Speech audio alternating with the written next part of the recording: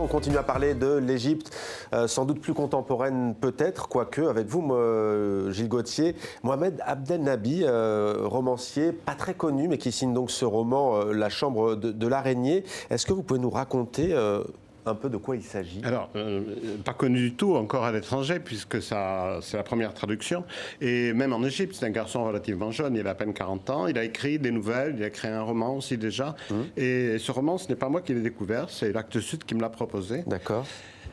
Et je suis vraiment ravi de le traduire. Ce roman, comment dire, marque un tournant considérable, puisque c'est le premier roman homosexuel dans le monde arabe.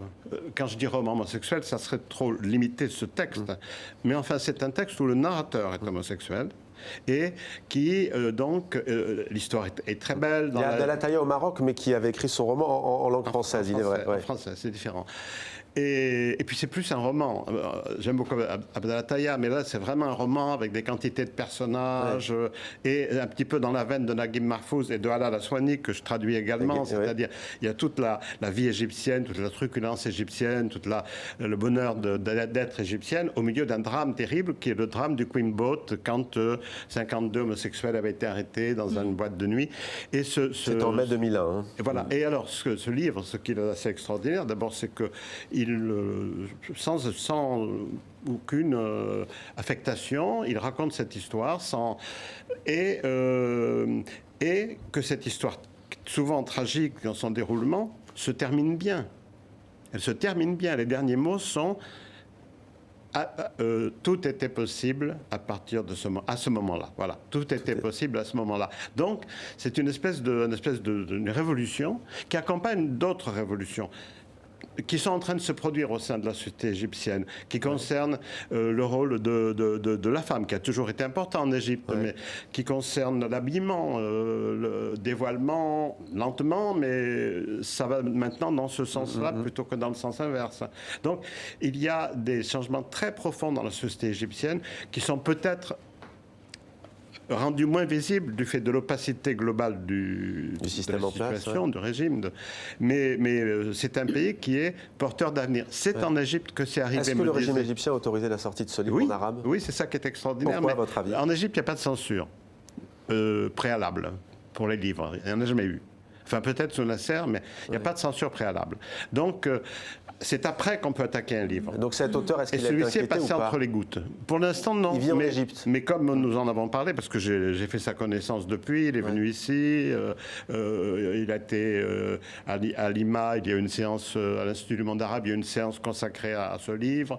Comme nous en avons parlé tous les deux, et peut-être que le succès de ce livre que je souhaite en France lui causera des problèmes en Égypte, mais dans la vie, il faut assumer. Bon, voilà.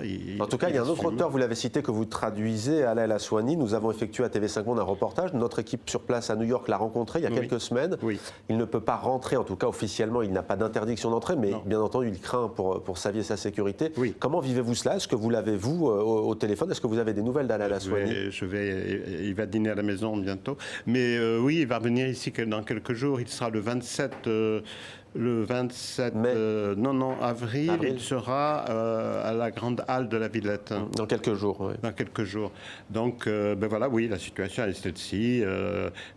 Sa famille est victime de brimades. Pour l'instant, ça n'a pas dépassé un certain stade. Mais surtout, un procès, une plainte a été déposée contre lui devant le tribunal militaire. Alors, pour l'instant, on en est là. Je ne sais pas quelles sont les suites qui seront données. Mais déjà, le tribunal militaire n'a pas dit qu'il était incompétent. Ce qui est quand même assez pour insulte au pouvoir, c'est le grief qui lui est reproché. Plus qu'au pouvoir, il met en danger la nation tout entière. Il y a aujourd'hui un référendum en Égypte qui a commencé hier, qui se terminera demain. Les Égyptiennes et les Égyptiens votent par référendum. L'issue du scrutin ne fait aucun doute. Abdel Fattah al-Sisi pourrait rester au pouvoir jusqu'en 2030. Il y a eu des amendements du Parlement du Caire. Les Égyptiennes et les Égyptiens doivent donc se prononcer aujourd'hui. Quel regard portez-vous sur ce qu'il se passe aujourd'hui en Égypte? Faut-il appeler vraiment cela un référendum? Puisque l'opposition, les gens qui auraient pu appeler à voter non, n'ont pas pu s'exprimer. Même dans certains cas, ont été arrêtés pour avoir appelé à voter non. Donc il s'agit d'un référendum de confirmation. La participation sera probablement nulle, très faible. Mais pour vous, c'est une dictature aujourd'hui, l'Égypte ? Ce n'est pas une démocratie.